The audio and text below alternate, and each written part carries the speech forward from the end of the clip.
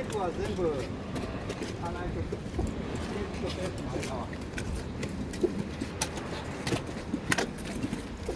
だから明日ウエスト巻いてまた補強する。Ohayo gozaimasu mga katomodachi, panibagong araw at panibagong buhay na naman. Ako nga pala si Alex TV. Tara, pakinggan nyo ang aking kwento dito sa Japan.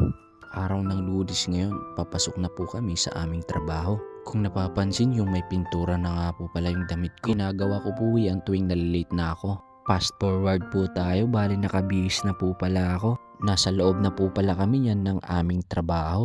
Kung napapansin nyo ay may pambalot po ko sa aking muka dahil mainit na po dito sa Japan at summer na po. Mula apartment hanggang dito po sa pinagtatrabahuan namin ay 8 minutes to 10 po ang biyahe namin gamit ang aming mga bike. Bike nga po pala yung pangunahing transportasyon dito ng mga trabahante. Kaya bago ka mag-apply ng Japan ay kailangan marunong ka at matuto kang mag-bike. Kasabay ko nga po pala, siya ay si Jerry. Laking kalinga, lagi po siya yung kasabay ko papuntang trabaho. Mabait po yan, lalo na pagtulog.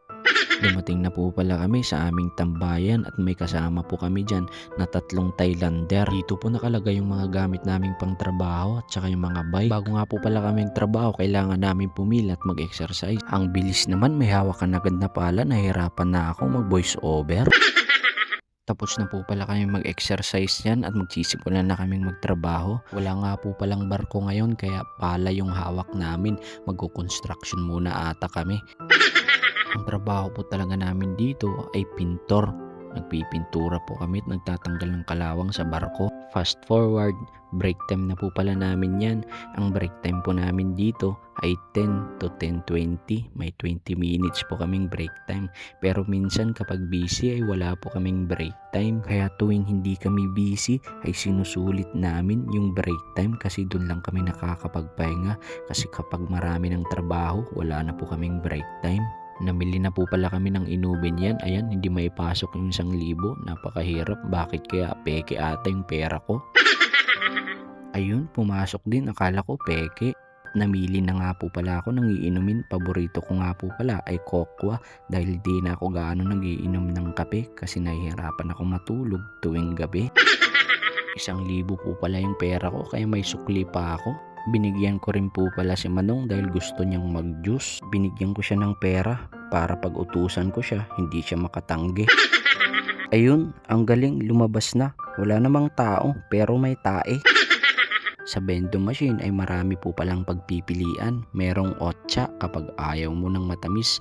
Merong juice at kape. Ikaw na po bahala kung anong gusto ng panlasa mo. Yung itsura ko dyan, napakakawawa. Halatang walang pera. Fast forward, tapos na po pala yung trabaho namin mula alas 8 hanggang alas 12 ng tanghali. Manananghalian na nga po pala kami. Ganyan yung trabaho namin ngayon. Putik, iniipon namin at itatapon. Dito sa trabaho namin ay 2 lang po pala kaming Pinoy. Puro Hapon na kasama namin at mga alien.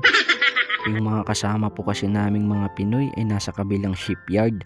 2 lang po kami ni Mayor na nakahiwalay. Yung kadalasan po naming trabaho dito ay nagre-repair po kami ng mga barko. Yung mga mini-maintenance na, yung madudumi at kung ano yung mayroong mga sira. Yung kabilang shipyard po pala ay dun po talaga ginagawa yung barko mula sa plate hanggang siya ay maging black at mabuo na yung barko. Fast forward, tapos na kami mananghalian yan at pauwi na kami ng alas 5. Ang bilis ng oras. Hindi pala namin natapos, maubos yung putik. Napakarami kasi, bali bukas itutuloy namin.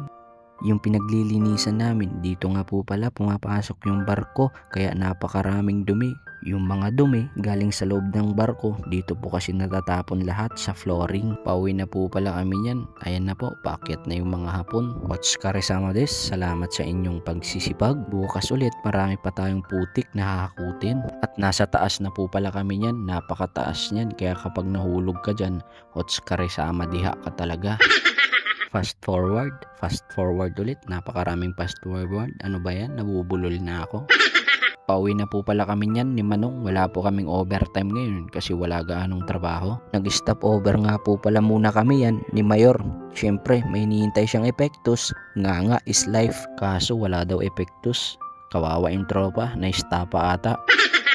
Kung umabot ka nga sa dulo ay maraming salamat. Huwag mo namang kalimutang mag-react. Napakahirap mag-edit.